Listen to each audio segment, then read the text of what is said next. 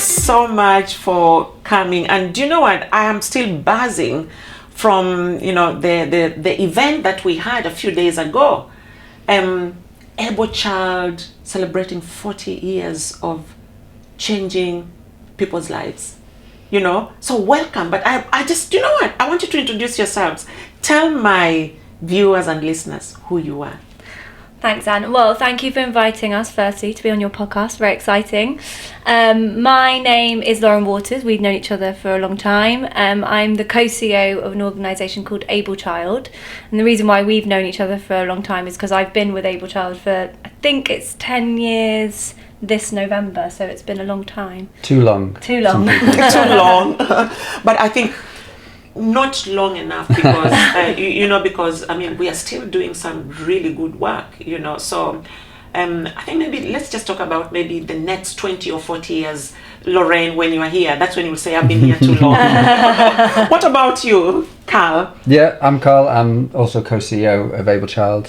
Not been here quite as long as Lauren, as you know, but yeah, been the CEO now for coming up to 7 years, and I've had the pleasure of working with you and having you support us through that time. So yeah, really nice to be here. No, thank you. Thanks for coming. And do you know what, Karl and Lauren, I am really excited because speaking to you and I being a patron of an amazing charity that you work for, and this is Able Child.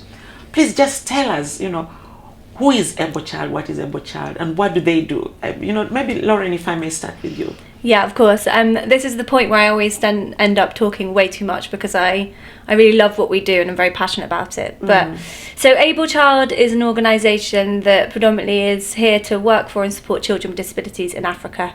So you'll know that there are loads of charities that work in disability, and there are lots of charities in the UK and internationally that work for children, but it's really kind of rare that you find an organisation that works particularly for children with disabilities, and that's really what we're focusing in on, children with disabilities. So our kind of aim is to ensure that we educate, protect, and we amplify the voices of children with disabilities in Africa.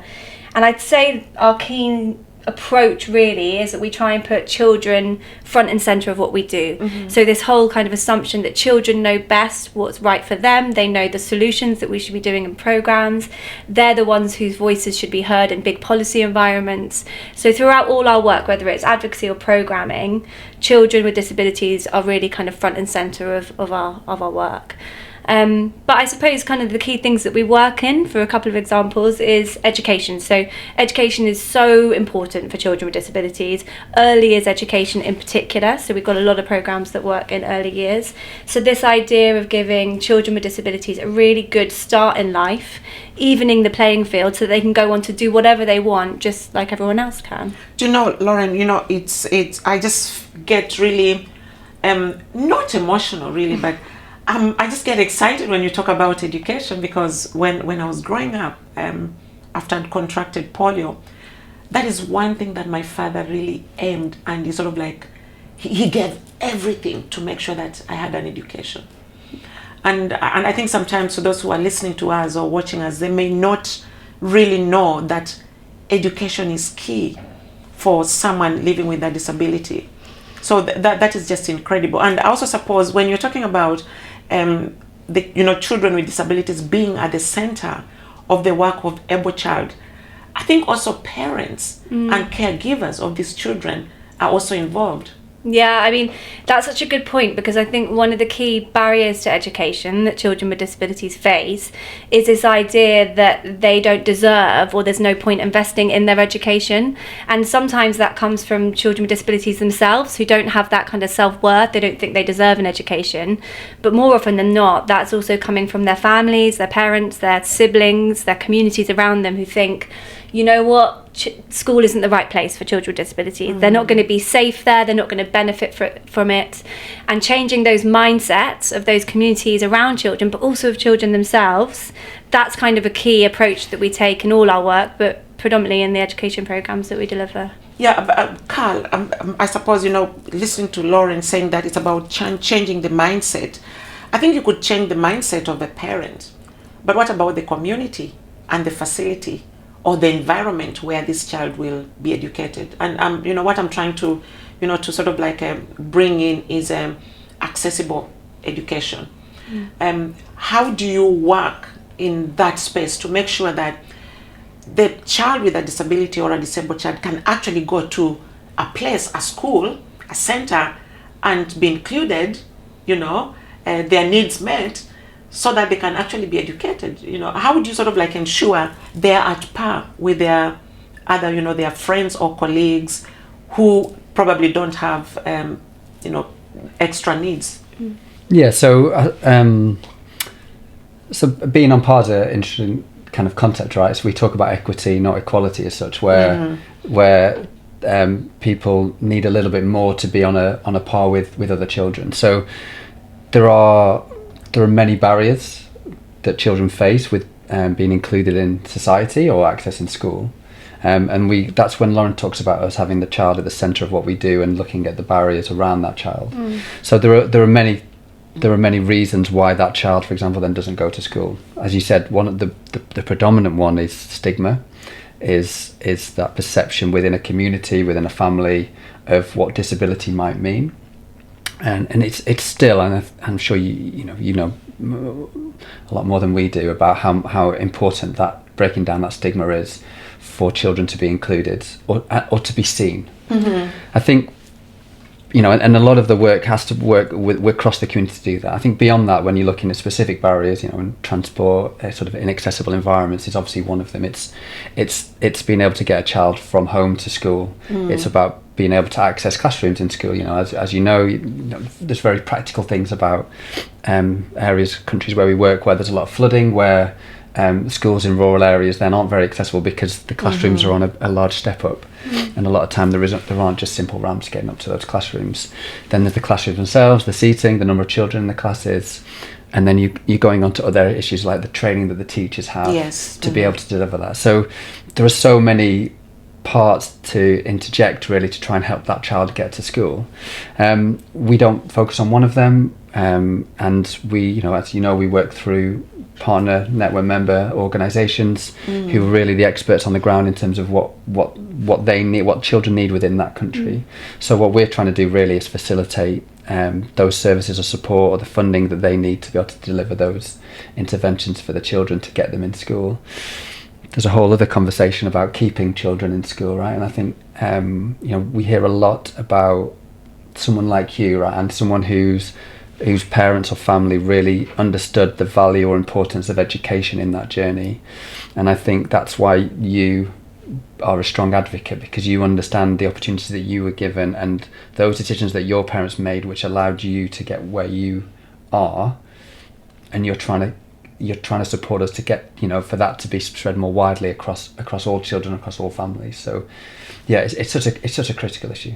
It is. And you talk about me understanding. I think, Karl, it's about opportunity and not sympathy. Yep. I think we are living in an age where, despite the education, the knowledge, the social media and everything, we still have a group of human beings who think that disabled people just want sympathy. And when I look at the work of Able Child, I think what I see is really, like what you've articulated, working with some of these groups to empower the young people. So it's about empowerment. And let's just talk a little bit about, maybe, let's call it Stop the Pity and Let Us Unlock the Potential. Because really that's what Able Child is doing, isn't it? I think so. Like we used to talk about potential quite a lot, like in our meshing before. We've kind of moved this onto this concept of thriving, I suppose. The idea of there is a lot of unlocked potential, I think, and we talk a lot about that for children and adults, young adults and adults with disabilities. But yeah, opportunity matters, and being able to provide pathways for those children to be able to have those opportunities is a really important process. So that goes from early childhood, those sort of preschool places where children with disabilities fall behind early on, to education, to those pathways through education into primary, secondary school, and then into those areas of employment afterwards. So I think I think being able to see that and being able to value and invest in children, I think there's not much conversation around investment, but I think that's a really important part of the conversation about investment in children and people with disabilities. This idea of, I think, and I have to say think here, Anne, because I'm not someone with a disability, but moving away from a concept of burden, of either feeling like a burden or being seen to be a burden, and actually being able to contribute, being able to have the opportunity to participate and to thrive, to actually... But you know what, Karl, when you talk about, the issue of burden, that is still what the world thinks of, when there's someone someone with a disability or a disabled person, because I think disability is just expensive. Because if you have a disability or you're living with a disability, it means you have to always go an extra mile to meet this, to do that. Everything is expensive. And I suppose just because of that, governments, different organizations, not the organizations that work in this space, but we have those groups that will want to dismiss those with disabilities because they are a burden, and anything to do with disability will be swept under the carpet. And I sort of just wonder, really, where is Able Child when it comes to pushing what has been swept under the carpet, bringing it on the table and asking communities, let us discuss this and let us find the right path on how to empower these people living with disabilities. I mean, there are two things that makes me think of, Anne. The first one is going back to this idea of burden, and the really interesting thing, one of the reasons why I used to love kind of being really involved in the programs is because children with disabilities aren't born with this idea that they are a burden, and other children around them also don't see children with disabilities as a burden. They see them as their friends, as their peers. And when I talk about, child-led, child-centered, they sound kind of just like terms, but what that really means in reality is, if you say to a group of children, there's a child that's coming to join your class, can we just make sure that they're included and everybody's included on an equal basis? They don't say, oh, we're talking about that child with disabilities. They just think about, well, I need this different thing to be included and they need this different thing to be included. And they come up with all these different and alternative ways of including each other in school settings that adults just wouldn't have thought of. And that comes back then to this idea of cost, is that it doesn't have to be a huge cost burden. In Able Child, what we try to do is steer away from this idea that including children with disabilities is expensive. Children themselves, children with disabilities and other children, have proven to us that it doesn't have to be expensive. You just have to kind of have a willingness and a kind of desire to do it. There's a really kind of important thing a kind of message that we put throughout our work, which is the idea that investing in children with disabilities is value for money. So I like that. Yeah, and it is, because it comes back to this whole conversation we're having around potential. That if you invest in a child with disabilities, they will, if you want to come from an economic argument, they will contribute to the economy. They will be able to be self-sufficient. They'll be less burdened on the state. They'll also be able to hold down a job and provide for themselves. Actually, governments investing in children with disabilities early on is going to be a cost benefit to them overall. Yeah, I suppose early intervention is key here, isn't it? Sort of like creating or having systems and policies in place that can sort of like ensure that, children with disabilities are quickly captured. It's like you realize that this child has got this need, this extra need, and we need to bring them into this space so that they can get that early support.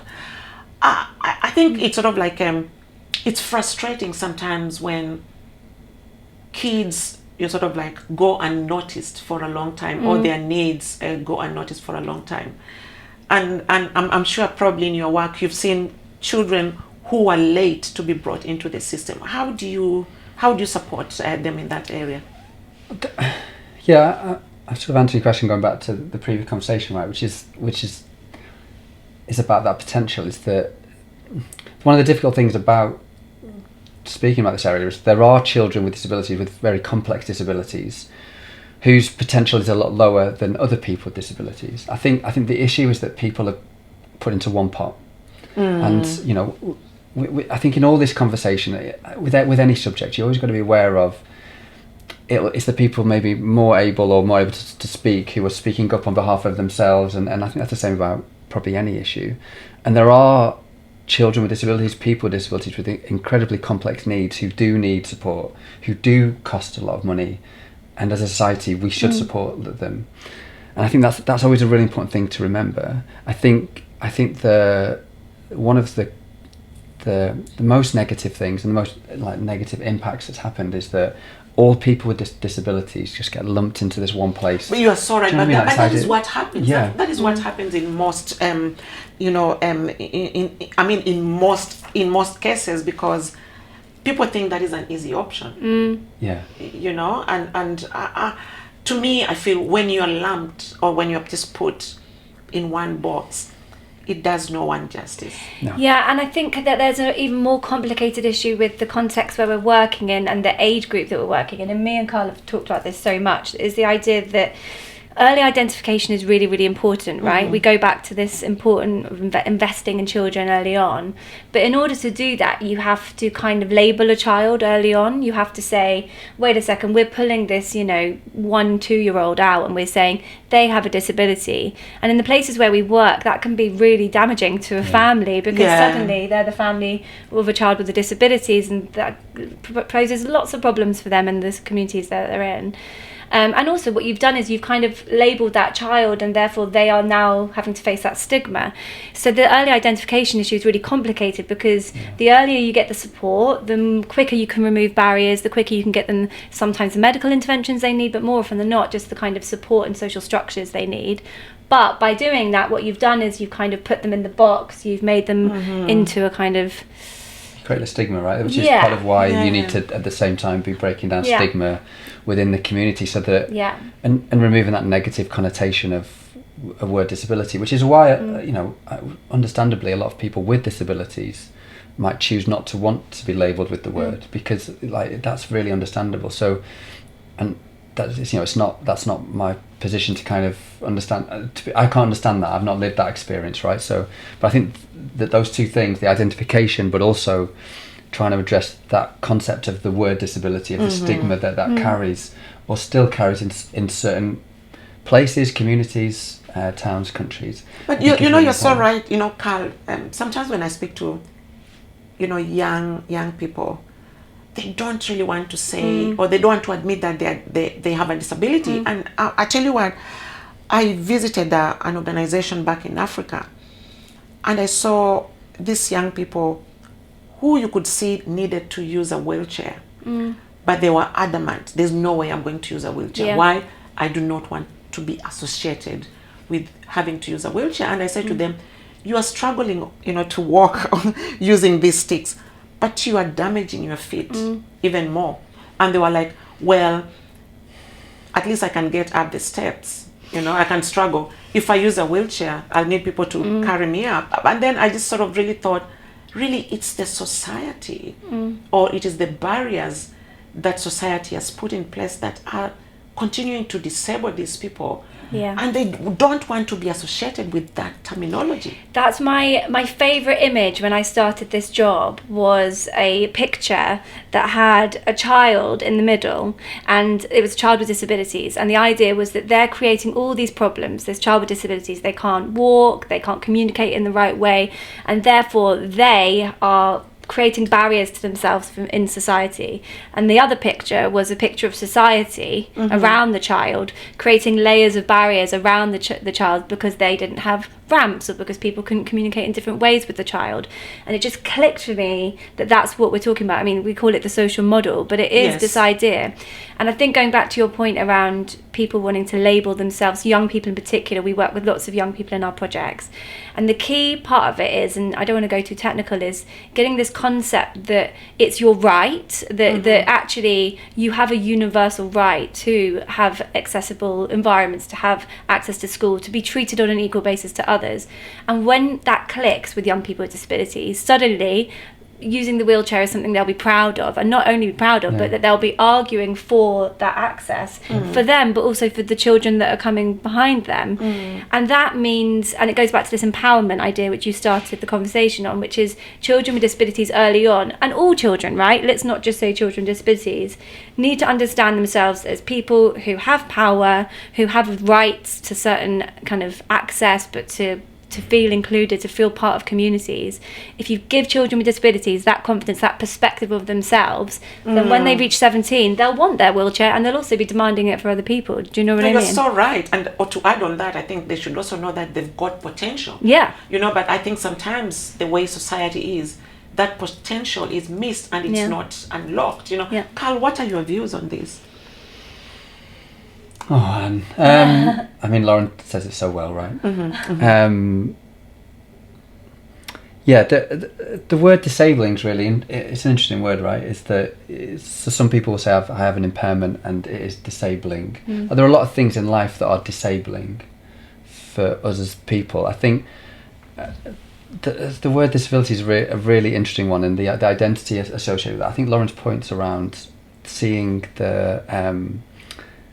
seeing that ownership, where a young person with disability is able to identify themselves in a way that they're comfortable with who they are, and I think, as Lauren said, like the idea that they're thinking of the children coming beneath them, I think is probably one of the most sort of inspiring things that we've seen.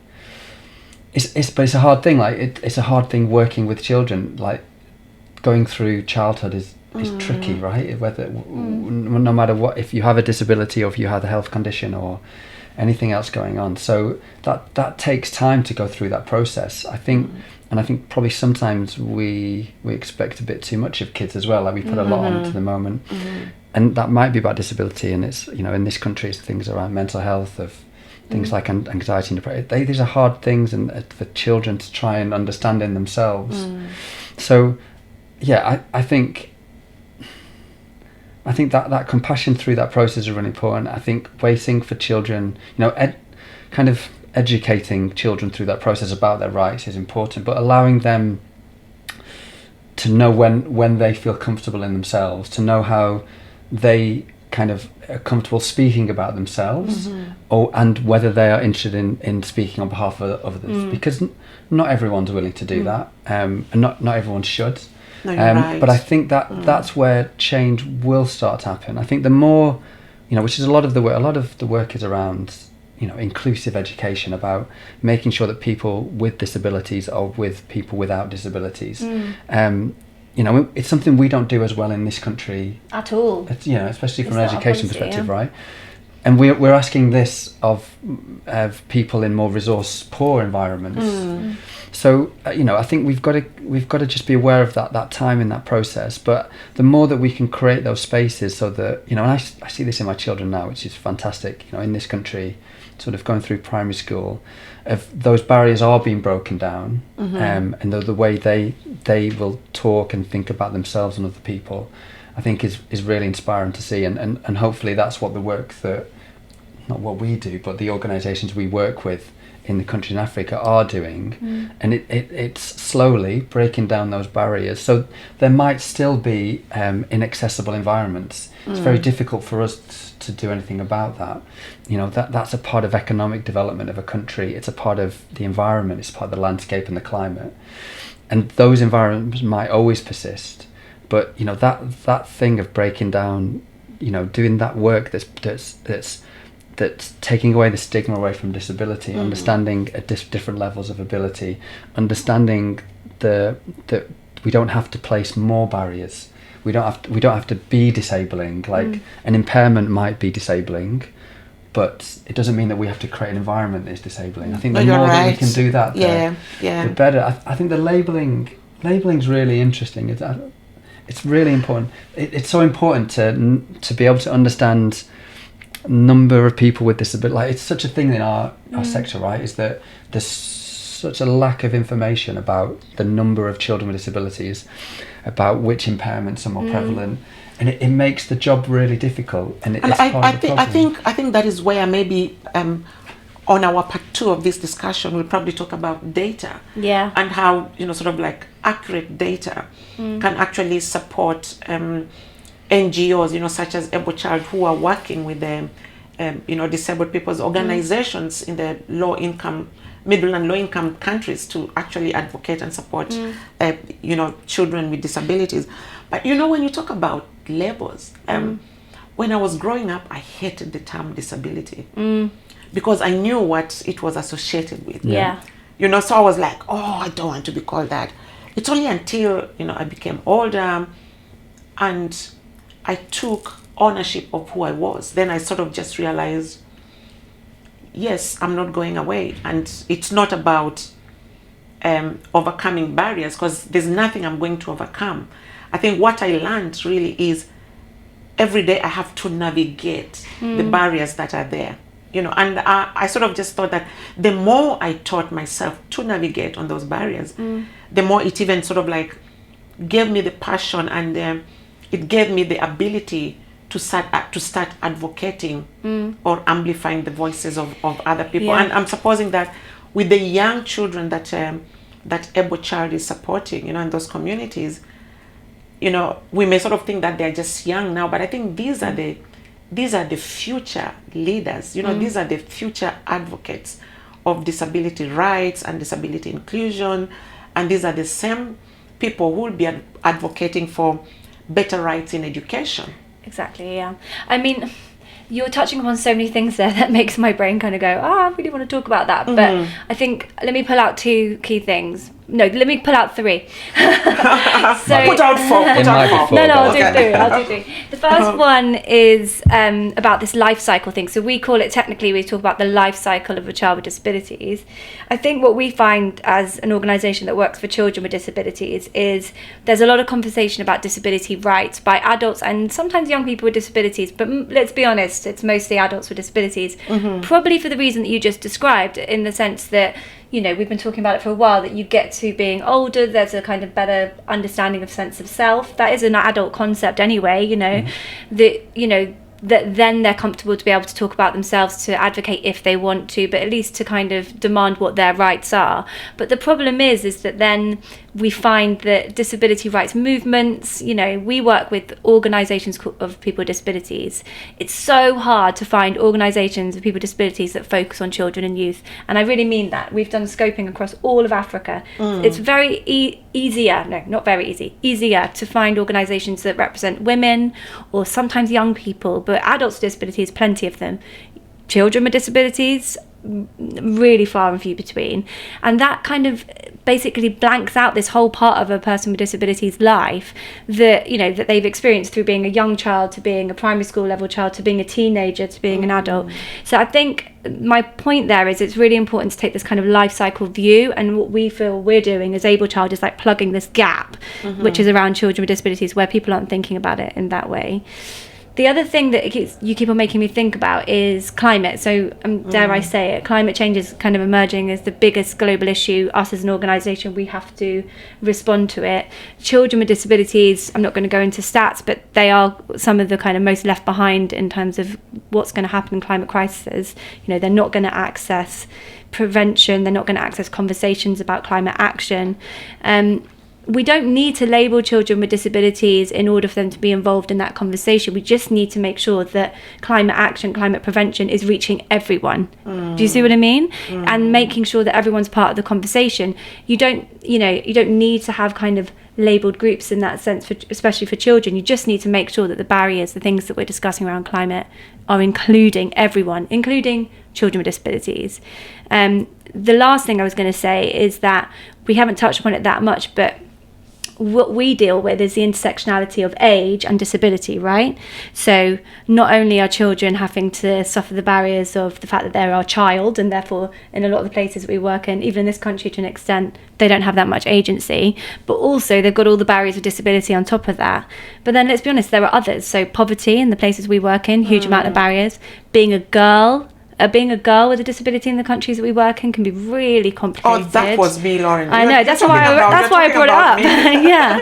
Well, Anne, I mean, I'm not going to turn this and ask you questions, but do you know what I mean? I mean, dealing with the identity of a girl in some of the places you work in, plus being a girl with a disability, plus being a child with a disability who is a girl, the amount of agency that's taken away from those young girls is massive, and you have to deal with all those things at once. You don't just deal with the disability, you deal with the fact that they're a child, that they're a girl, and they have a disability, and it makes what we do, dare I say it, really, really important, because you're doing that at a young age. You're going to change the way that girl with a disability perceives or understands herself for the rest of her life. It's massively important. Karl, what do you think?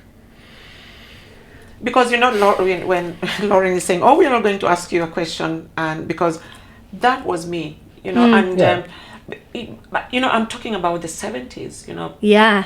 mid 70s, where nobody knew about rights. It was you with your disability and your family struggling to persuade the community that my child is okay, just because she's different, please don't send her away. I want my child to go to school. And that was my dad, my dad fighting with the system so that I could get an education, which I did. Yeah. But Karl, if I may bring you in, what are some of the challenges that you experience when you really work with some of these groups especially in Africa? Let me say Africa. What are those challenges? The things that you say, this is a big hurdle. This is making it so difficult, or a challenge for us to really deliver the way we want to. What are some of those, Karl? Yeah. So just to touch on. Just to echo everything that Lauren just said, the reason I'm pausing is because you can speak much better about the experience of being a girl with disability, right, in Africa. Go on, ask me a question, Karl. Ask me a question. I would have just turned it back to you, right? Okay. I've got a lot. I'd have a lot to say, very similar to Lauren around that, but it's probably much better hearing from your experience of that rather than hearing mine. The challenge is, so we're in resource poor environments. Low income countries, the challenges are very similar to, but it's a business, right? The organisations we work with are small businesses. We are a small business in the UK, essentially. We're a charity, but our job is principally running a small business. At the moment, that's quite a difficult thing to do, and we follow kind of it might be the political landscape, economic landscape within the UK. Which at the moment is just difficult for charities because if things cost more money, therefore people have got less free money to give to organisations like us. Okay, so that's what we see, and we're trying to run our business, and that's quite challenging. But we're in a values-based industry, Anne, right? So it's ideological. We're part of the environment that we work in, international development. It's a passionate environment of people trying to change the world for the better, and sometimes that gets caught up and confused with maybe the organisations we work with. In this country, we're in a high income country, and they are I don't know how many, but there are lots of charities in this country. There are lots of there are lots of disability charities in this country, and if you're a parent of a child with a disability in the UK right now, you are reliant on those charities to support you through that journey for your child. So those charities, whether that's in the UK, in Switzerland, in the US, in India, in Uganda, in South Africa, that support is necessary. So we work with these small businesses, smaller than what we are, less access to money. They're in countries where there's less influence and power, and then sometimes we impose upon them our ideals, and we have different journeys that we go on as a sector, and all for the right reasons. We're going down these pathways of trying to correct wrongs in the past and address wrongs that are happening today, and to try and be better people. But sometimes we put too much pressure on these organisations, and CEOs and directors of small businesses who are trying to run a business that is supporting parents or children with disabilities in small communities and where they work. I think if you spoke to them, that would be one of their main challenges, is that while we feel those pressures of that economic and political environment, they feel them. So when the UK government decides not to give any money out anymore or pause their funding for a long period of time, that impacts everyone. And you start to see, yes, so we might be like, oh, actually we can see that funding is tricky right now, the environment's tricky. But take a organisation working in Uganda or Rwanda now who get their funding cut, and then you've got all the organisations that will take the lead off like institutional funding, like government funding, and suddenly their landscape is looking pretty bare. They're trying to pay staff. We've got organisations that we work with who we don't know this, who we find out really aren't paying staff because they haven't got any active funding, and you've got these organisations which we treat as similar as us, but aren't paying their staff because they don't have any active funding. Can I add on to this? Sorry, because I'm in the middle of a really long rant. I know. I'm going to pick up on two things. So you're right. The organisations that we're supporting Africa. So a key way that we work is through organisations in Africa. They tend to be led by people with disabilities, youth with disabilities normally. Sometimes they're led by parents, and sometimes they are just organisations. Out of, what your general point is, a civil society in those countries don't get enough money, right? They don't have they don't have the GDP for it. They don't have government funding, but they also don't have a kind of culture of philanthropy in the same way. Whatever money is available goes to some of the bigger civil society organisations. Then under that, it goes to the disability organisations, maybe, and they're still complaining there's nowhere near enough money. And then under that, you've got the child focused in the subcategory, and they're getting even less money. So, even in positive times where there's more money going to disability, these organisations down there, they're always struggling. And our job, or what we see as our job, is to try and redirect funding there, but also empower those organisations to take up more space. And you'll know this, Anne, the impact of big Western governments, the UK government, let's take it as an example, is massive. When the UK government cared about disability inclusion, we held the first Global Disability Summit. Penny Mordaunt got the first disability inclusion rights strategy off the ground. We were leading, others followed, funding started to come in. It's different individuals come in, it's less of a priority. You have COVID, things change. I know, and suddenly money's not there. And that's why, I say that disability should be something that stays on the agenda of every government. Yeah. I think it shouldn't sort of just be something that is at the bottom, or it shouldn't be something that is only brought on the table when it matters, or when there's money available. I think it should stay on the agenda. And to me, I say disability should be on the agenda because disability is here to stay. Some people, some organizations or some governments wish they didn't need to talk about disability, or they didn't need to have conversation on how do we fund disability. But I think we need to remind them that disability is here to stay. And I always say to people, no one ever fills in an application to be disabled. That's such an Anne saying that. No one ever does, because if there was such a form, I don't think these disabled children would be filling in those applications. I don't think these parents would be filling in those forms to say that, okay, let me have a disabled child. But when you talk about organizations such as Able Child, I think to me, I look at you people and I'm like, wow, you are doing a great job. When I was growing up in Kenya, I was supported by an organization from German, and it was called the Kindernotiv organization.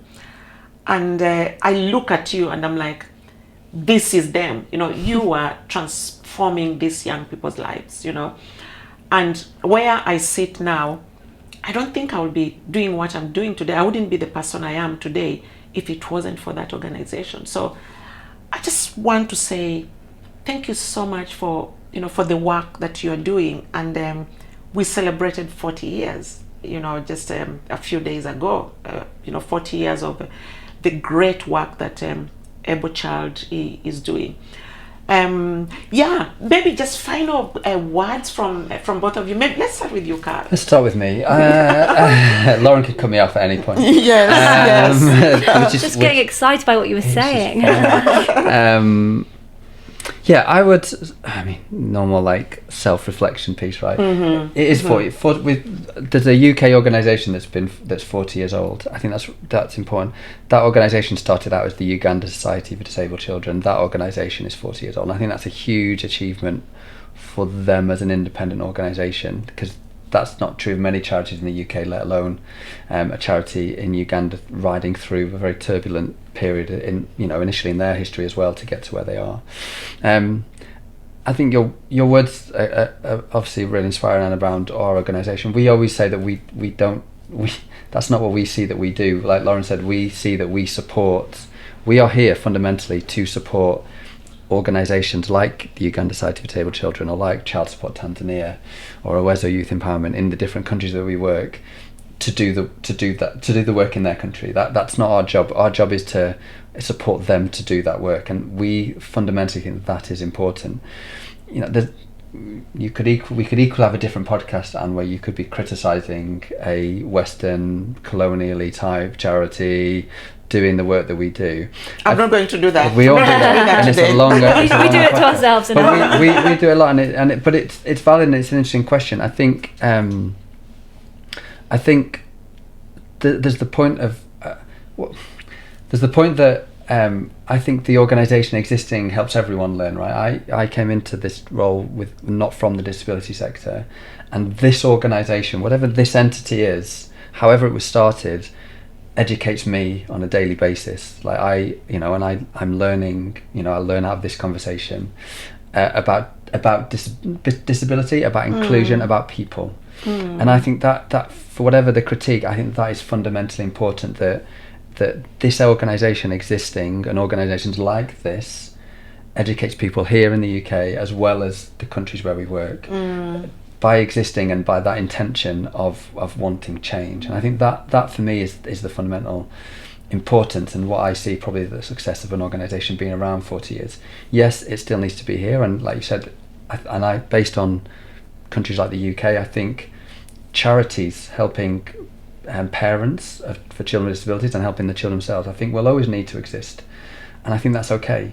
But yeah, I'll end it abruptly. Thank you, Karl. Lauren? I look, so you asked me at the beginning, 20, where do you see yourself in 20 years?